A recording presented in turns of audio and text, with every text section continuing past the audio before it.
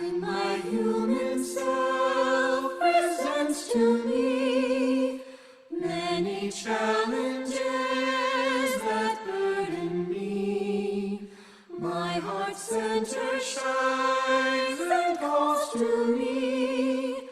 This is who I choose to be. Sometimes lessons. Welcome to the Vibrational Alchemy Podcast. This is Penny Fisher, and we are so glad you are joining us for this week's episode.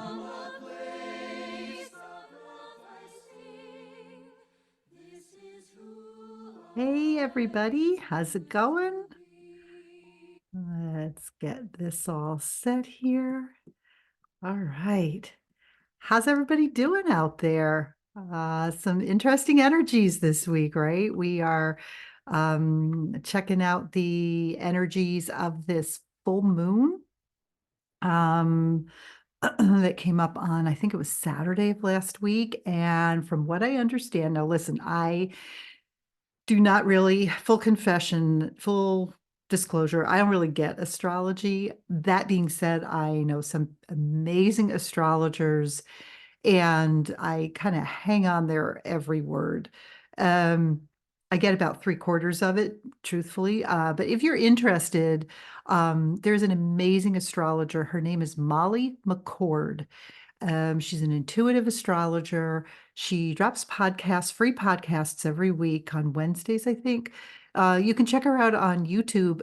Just make sure you Google Molly McCord Astrology. Otherwise, you're going to get some doctor who I'm sure is lovely, but isn't going to help you with the astrology. So, anyhow, what Molly was talking about this past week is that this there was an event on February, I want to say 22nd, right? 2 days before the full moon. Is that what it was? I think so. Anyhow, there was an event that ushered in a dual closing and beginning point for the masculine and feminine energies, the themes, she calls them, in our lives that we've been working on. And what she says, and I'm quoting here directly, she says, quote, that this can reestablish a new algorithm for connections, friendships, dreams, creations, and moving forward. I just thought that was too beautiful not to share. So I share all of this with you because I have in my own life recently been noticing that it is critically important. And we know this, but I've been noticing this on an even deeper level recently, how important it is to find space for compassion. Right. And we're going to take a deeper dive next week by looking at how we create space for compassion when we're interacting with the collective energy. But as always, those of you who know me will know, I will say the work has to start with ourselves, right? It's so easy. And again, I've noticed this in myself. It is so flippin' easy just to like find ourselves back in our old ways of thinking, right?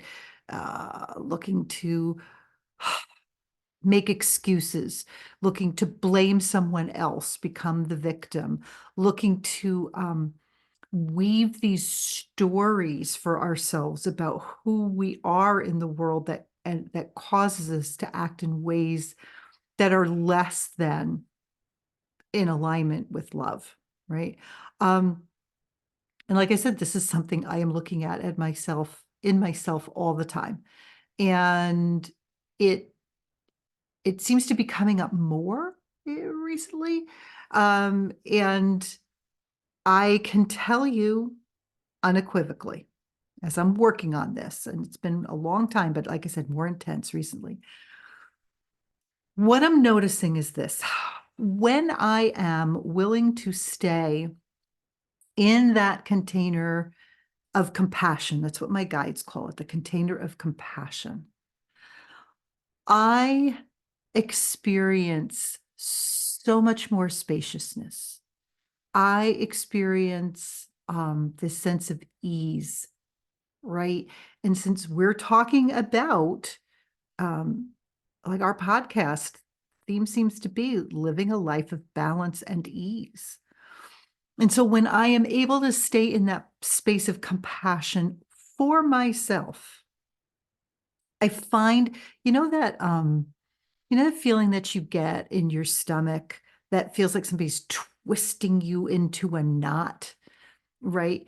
Um, for me, I always associate that, or I've learned to associate that with this feeling of being out of control, right? Or the world around me is out of control. Um, and when I can get myself into the energy of the container of compassion, I feel like I can breathe. I feel like I can allow love to flow into me and through me out into the world, right? And what do I want to say? Well, I guess what I want to say is I feel more like me, right? If that makes sense. So here's a very silly, very everyday example. And this just happened, I don't know, a day or two ago. So my partner and I have a routine. On Sunday mornings, we drive to a place that we love. We go for a nice long walk. We take care of, errands and grocery shopping and things on the way up, but we like to get where we're going by 9 o'clock. Because if we get there by 9 a.m., we beat the crowds. And for whatever reason this week, we left late. And just to put it in context, it wasn't me who was running late. I'm just saying. Okay, so you see where this is going now, right? With the control piece. Anywho, I got all pissy about being late and I was pouty. And then I was noticing that I was pouty. And so I was trying to swallow my words because I'm like, well, I really shouldn't be judgmental. This is just the way it is. It'll all work out. And then I started to notice that energy wasn't really about, oh, it's all okay. Instead, it was like the energy of, fine. So when this turns out to be, like a hot mess because we're in all this traffic, you'll see, right? Like, not my fault. There was so much contraction. And as I'm sitting in the cars, we're driving up, I can feel that sensation we were just talking about, that gut wrenching in my solar plexus. So much. And I was very lucky to be in a place where it was quiet. And as I was able to just sit in the space, now I was stewing. By full disclosure, I was full on stewing.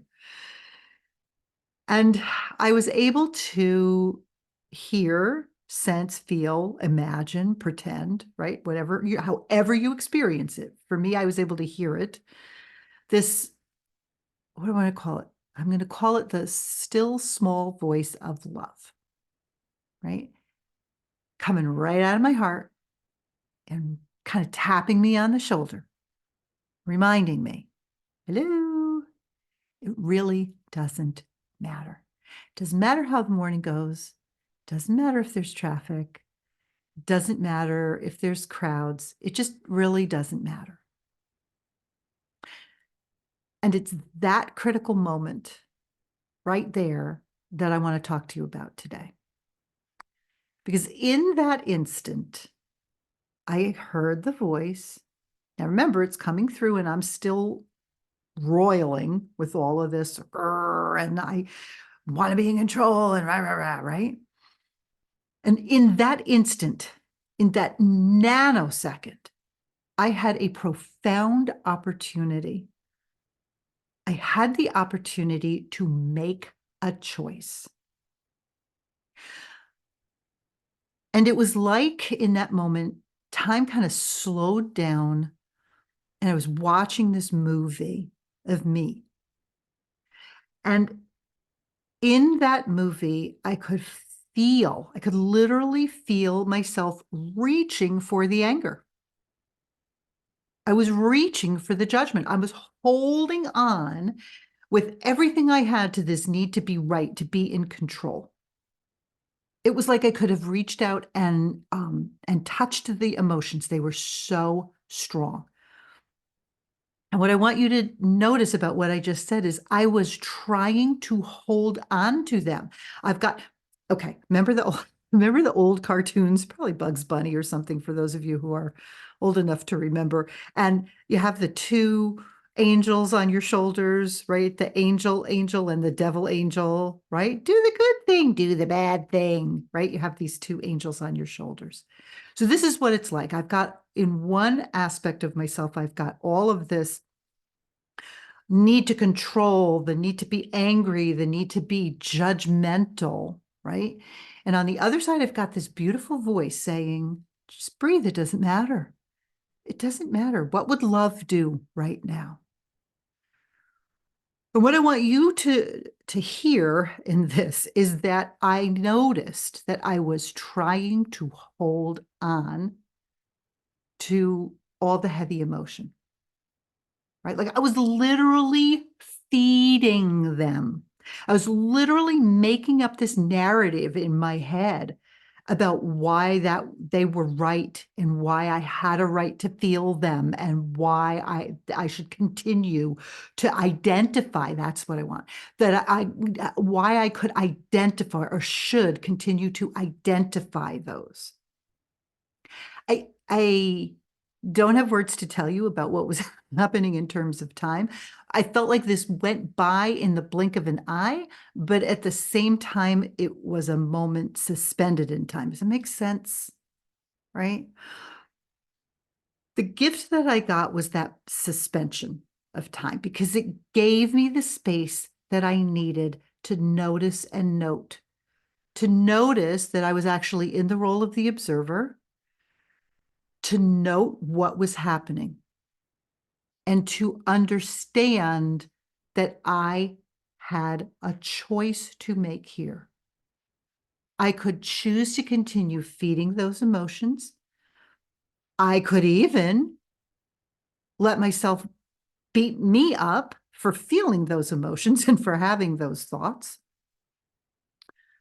Or I could listen to the other voice, the voice coming out of my heart. And I could use the tools that I have, the tools that I work with, that I practice every day. I could breathe. I could stay in the space of the observer. I could not connect with the emotions.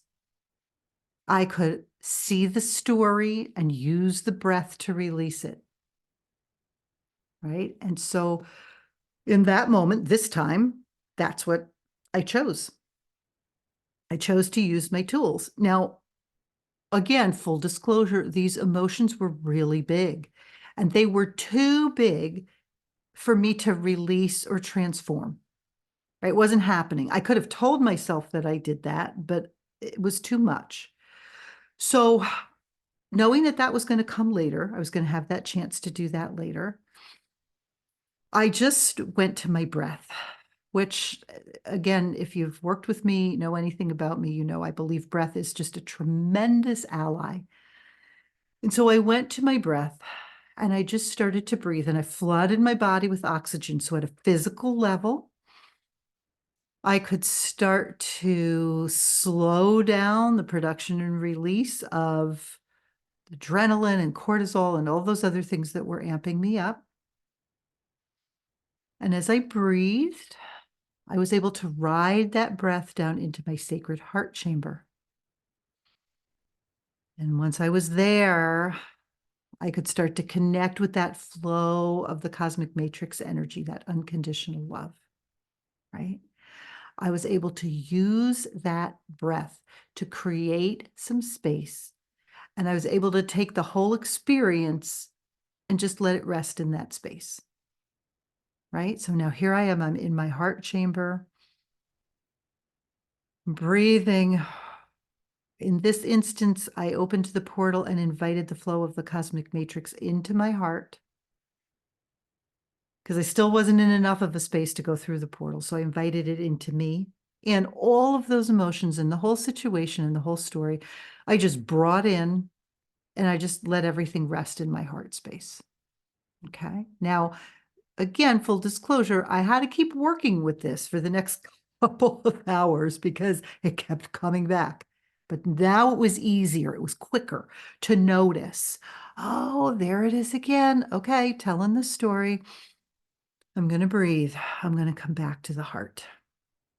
And I share this with you because I feel like it's a pretty um, legit real world example, right, of how we can um, co-create with our guides, with spirit, with love, with your angels, with source, however you interact here with that energy of unconditional love.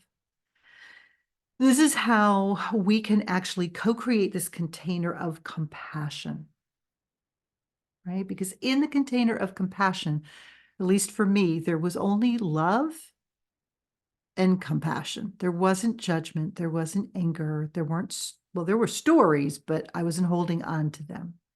Okay. So I thought maybe we'd spend the next little bit kind of deconstructing my experience so that we can turn it into a practice, right? So it's something that we can work with. And we always remember, always, always, always, first two rules, well, three rules. Number one is breathe. And then numbers 2 and 3 are be curious and stay playful, right? And I guess number 4 is remember to make it your own, right? This is not about me telling you what to do. And if you don't get it right, or you don't remember the steps, you've done something wrong. There was, it's fast food. I think it was Burger King years ago that had maybe not, but there was somebody who had a commercial and their slogan was, no rules, just right. And that's what your practice, well, that's what I invite you to allow your practice to always be. No rules except for love, just right for you, right? It doesn't quite have the same ring as no rules, just right, but you get the idea. No rules except for love, just right for you. Okay, so let's see if we can go back and let's see if this works. Let's see if we can go back and deconstruct my experience so that we have a practice that we can start to play with, experiment with, engage with to help us navigate the stuff, I'm air quoting, the stuff that comes up in our everyday lives, because this is what it means to be human.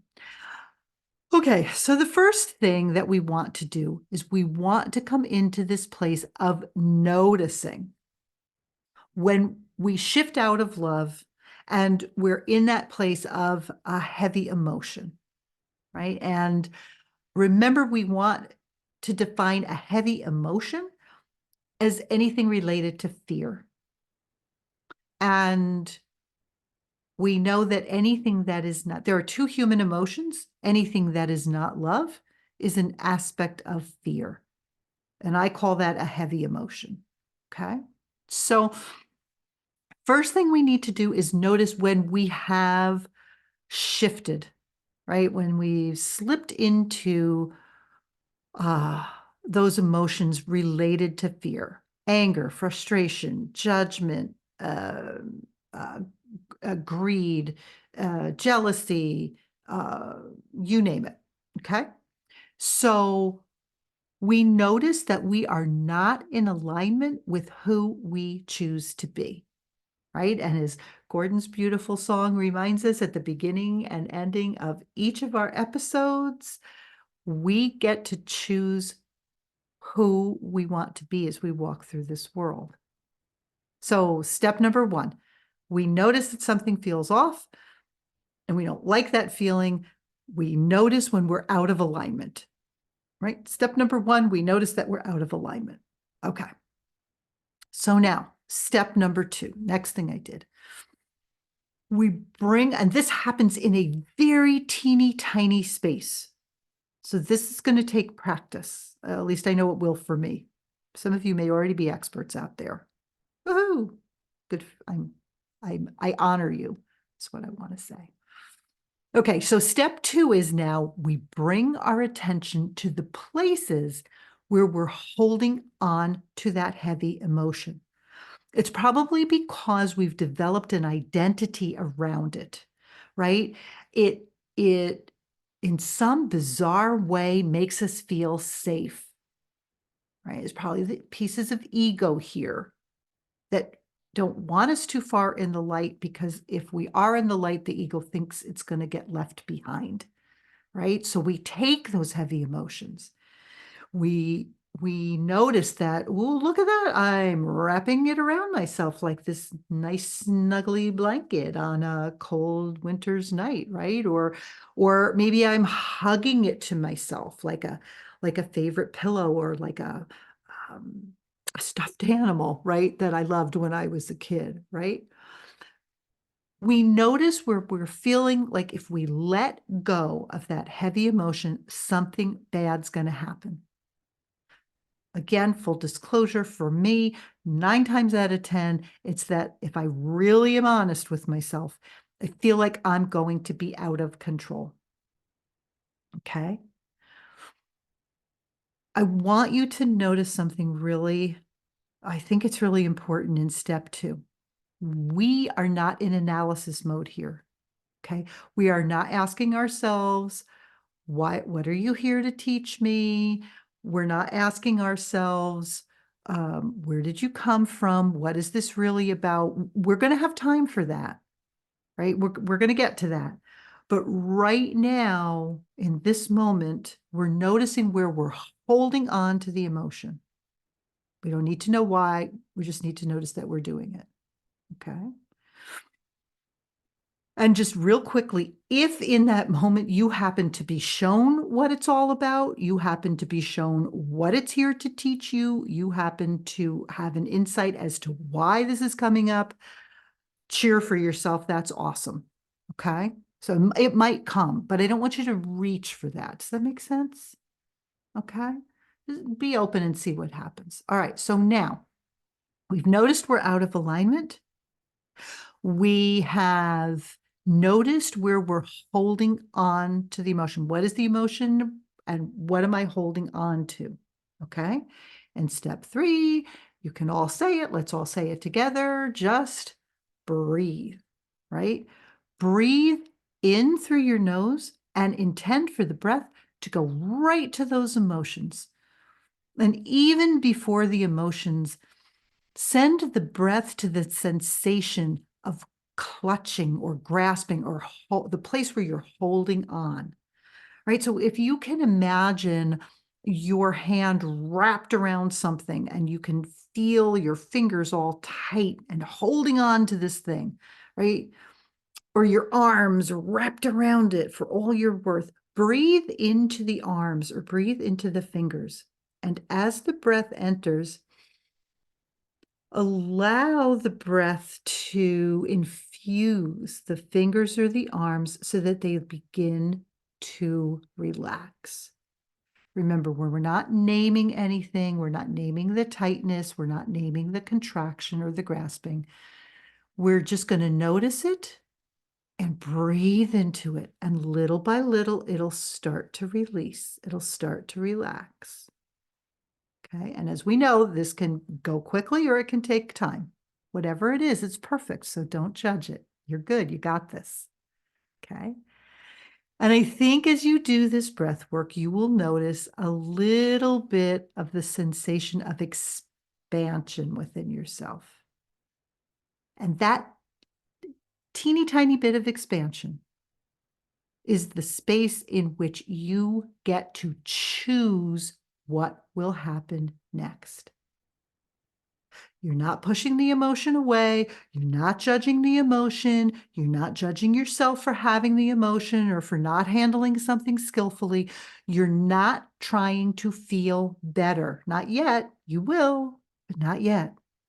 You're simply trying to create enough space in your being so that you can connect with your heart and have that aha moment. Ah, I get to choose. This is up to me. Okay. So we notice we're out of alignment. We notice where we're holding on. We breathe into the tightness or contraction and create space for choice.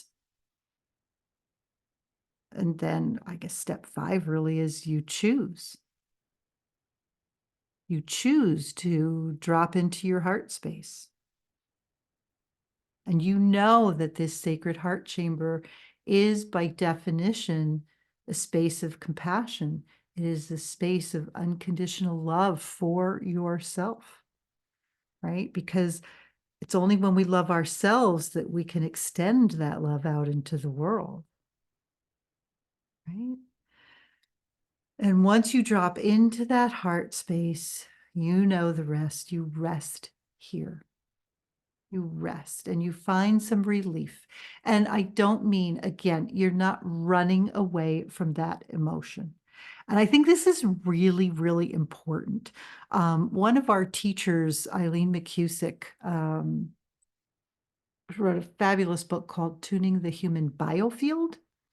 Um, Eileen talks about the fact that emotions actually carry an electrical charge, like a measurable electrical charge. And what she tells us is that the electrical charge on an emotion, if we allow that emotion, and if you picture a wave, right? If we allow that emotion to, if we allow ourselves to have the experience of the emotion, so the emotion is allowed to rise, fully crest, and then fade away. Right? When we allow that experience, the electrical charge on that emotion lasts, you ready? 90 seconds, 90, 90 seconds.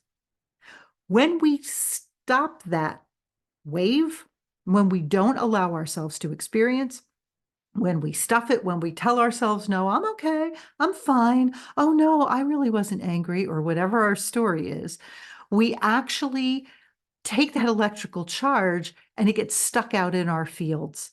And this is what creates problems later on. So instead of 90 seconds, I could have 9 decades of this, right? This is where emotion gets stuck, electrical energy gets stuck, and energy in our fields and in our bodies can't flow. I share that with you because I want you to remember that as you're resting in your sacred heart space, it's okay to feel the emotion. Allow it. And as you do that, open the portal to the cosmic matrix. You can either invite that flow of unconditional love, that rainbow light, right into your heart chamber to infuse this emotion, this experience, or if you're feeling it, you can pass through the portal and flow in the river of love and light, and then allow the energy of the cosmic matrix to infuse the emotion as you're resting there. Up to you. And finally, last step in all of this is to sit with the experience, right? For me, my experience last week, I did it after I got home because I didn't have the bandwidth to do it in the moment. So I did it when I got home. And you stay in the space of the heart. You connect with however you experience source. And the reason is because you want to experience this unconditional love. So your guides, your angels, your ascended masters, your power animals, the cosmic matrix itself is an amazing guide. Remember, it carries the love of the cosmic heart. So it's alive, it has an intelligence, right? So you can connect with that flow. And now we start to do the work of, okay, as we breathe, what was that experience here to teach me? What can I learn from it? Where is it in myself that I still don't love myself enough? Or maybe a better way to phrase that is, where can I love myself even more? Where is there wounding that maybe I can open up to forgive myself or forgive someone else? Where can I find myself as a little child and just give myself a big old hug and rock myself on my lap? Will I remind little me that it's all going to be okay?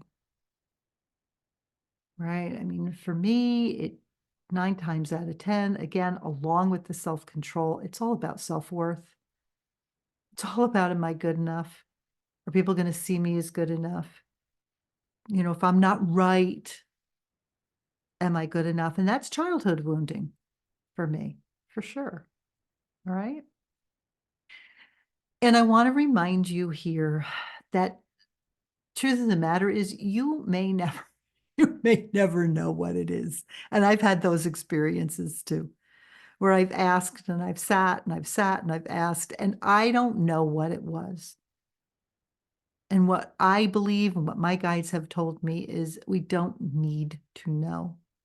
All we need to know is that every time we choose to go through this process, noticing where we're out of alignment, noticing where we're holding on to those emotions and those stories as part of our self identities, so that we can, 3, breathe into them to loosen our grip and create the space for 4, choice, choosing who do we choose to be, so that finally we can rest in the sacred heart space with all of that emotion roiling around.